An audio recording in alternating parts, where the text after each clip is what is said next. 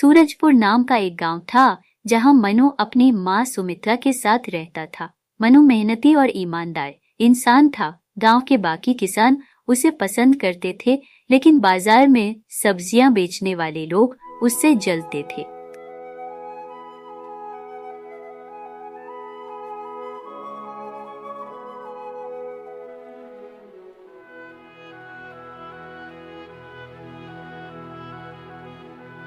मनु का खेत अद्वितीय था क्योंकि उसमें हर प्रकार की सब्जियां उगती थीं। यही कारण था कि बाजार में उसकी सब्जियां सबसे पहले और सबसे ज्यादा बिकती थीं। एक दिन बाजार में राजू और सोहन, जो खुद भी सब्जियां बेचते थे, मनु के बारे में बात कर रहे थे।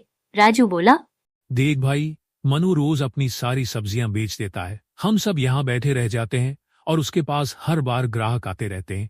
हाँ, ये जरूर कुछ अलग करता होगा। ऐसा क्या है इसकी सब्जियों में जो हमारी सब्जियां नहीं बिकती? राजू ने गुस्से में कहा। हमें इसके राज का पता लगाना होगा। ये रोज हमसे ज्यादा पैसे कमाता है। इधर मनु घर पर अपनी माँ सुमित्रा को बता रहा था कि उसकी सारी सब्जियां बिक गईं। वह पैसे दिखाते हुए बोला, माँ, देखो आज मैं कितना पैसा लेकर आया हूँ। बेटा, ऊपर वाले का शुक्रिया अदा करो।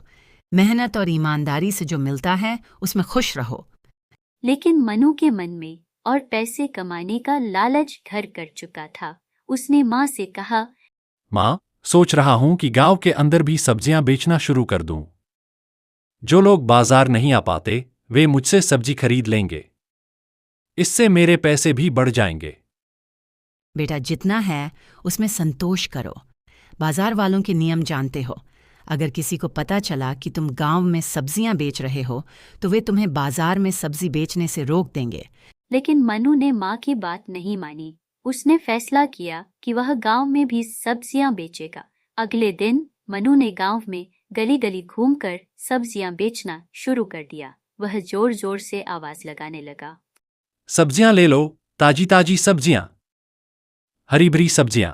उसकी आवाज सुनकर गीता नाम की एक महिला बाहर आई। उसने पूछा, भैया, तुम तो नए लगते हो, कहाँ से आए हो? मनु ने जवाब दिया, बहन जी, मैं बाजार में सब्जियां बेचता हूँ, लेकिन अब से गांव में भी सब्जियां बेचने लगा हूँ।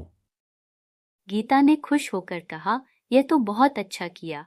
अब हमें बाजार तक नहीं जाना पड़ेगा। गीता की बात सुनकर मनु को खुशी हुई। उसने सोचा, अगर ऐसे ही चलता रहा तो मैं जल्दी ही बहुत अमीर बन जाऊंगा। शाम को जब मनु बाजार में सब्जियां बेचने पहुंचा तो राजू और सोहन ने देखा कि वह रोज की तरह जल्दी नहीं आया था।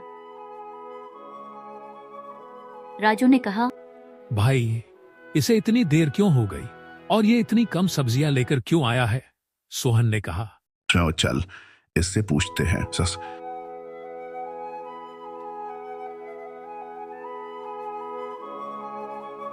तो यक्षिना भाई, सब ठीक है ना?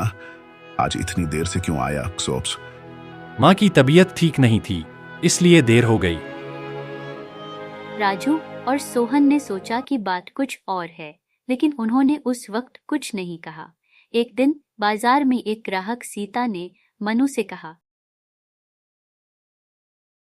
भैया, आप तो सुबह गांव में सब्जियां बेच रहे थे, अब यहाँ भी बेच रहे हो।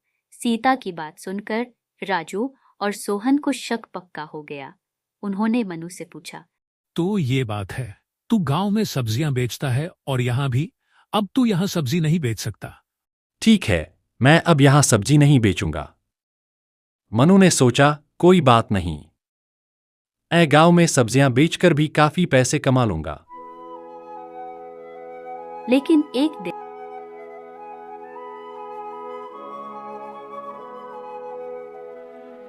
जब वह गांव में सब्जियां बेचकर लौट रहा था तो उसका पैर केले के छिलके पर पड़ा और वह गिर गया। उसकी कमर में तेज दर्द हुआ और वह चिल्लाने लगा, अरे, कोई बचाओ, मुझे बहुत दर्द हो रहा है।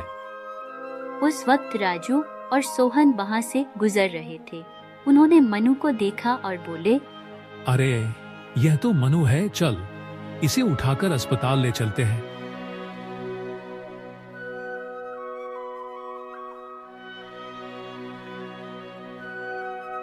अस्पताल में डॉक्टर ने मनु की जांच की और कहा,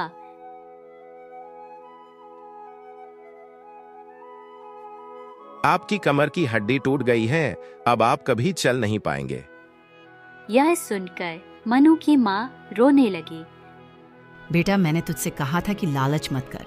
जो ऊपर वाले ने दिया है उसमें खुश रहो, लेकिन तूने मेरी बात नहीं मानी। मनु ने रोते हुए कहा, माँ, मुझे माफ कर दो। लालच के चक्कर में मैंने सब कुछ खो दिया। अब मुझे अपनी गलती समझ में आई है।